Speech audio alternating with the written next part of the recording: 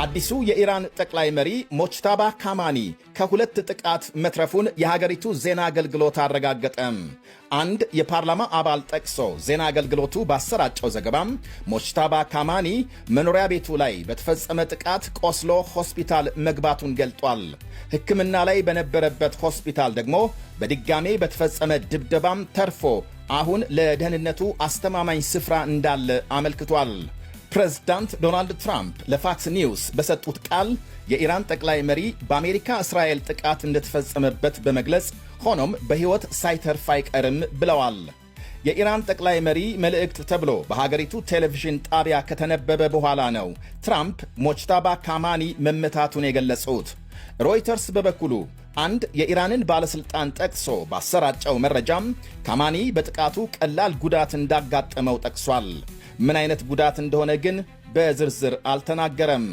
ትራምፕ በዚሁ በፋክስ ኒውስ ቃለ ምልልሳቸው ከሁለተኛው ዓለም ጦርነት ወዲህ ማንም ላይ ደርሶ የማያቅ ዱላም ኢራን ላይ እያሳረፍን ነው ብለዋል። ትራምፕ በዚሁ በፋክስ ኒውስ ቃለ ምልልሳቸው ከሁለተኛው ዓለም ጦርነት ወዲህ ማንም ላይ ደርሶ የማያቅ ዱላም ኢራን ላይ እያሳረፍን ነው ብለዋል። የኢራን አገዛዝ መሪዎች 47 ዓመታት በዓለም ዙሪያ ንጹሐንን ሲገድሉ ኖረው አሁን በተራቸው በ47ኛው የአሜሪካ ፕሬዝዳንት እየተገደሉ ነው ብለዋል። በቀጣይ በኢራን አገዛዝ ላይ ከባድ ጥቃት ሊፈጸም እንደሚችል አመላክተዋል። የአሜሪካ መከላከያ ሚኒስትር ፒት ሄግሴት በበኩላቸው ዛሬ በሰጡት መግለጫም የኢራን ወታደራዊ ኃይል ክፉኛም እየተሰበረ ነው ብለዋል። ጦር መሳሪያ የማምረት አቅሙ በጣሙን ተዳክሟል። የሚሳኤል አቅሙ 90 በመቶ ቀንሷል። ዘመቻው ተጠናክሮ ይቀጥላል ሲሉ ገልጸዋል። አሳሳቢ የሆነው የሆርሙዝ ሰርጥ በቅርቡ ሙሉ በሙሉ አገልግሎት እንደሚሰጥ ቃል ገብተዋል። ከኢራን ባለሥልጣናት በኩል የተሰጠ ምላሽ የለም። በሰሜናዊ ኢራቅ ተመቶ የወደቀው የአሜሪካ ወታደራዊ አውሮፕላን ሰራተኞች በሙሉ መሞታቸው ተረጋገጠ። ኬሲ 135 የተባለው ሰማይ ላይ ለተዋጊ ጀቶች ነዳጅ የሚሞላው አውሮፕላን ባልታወቀ ምክንያት ትላንት ሌሊት መከስከሱ ይታወቃል።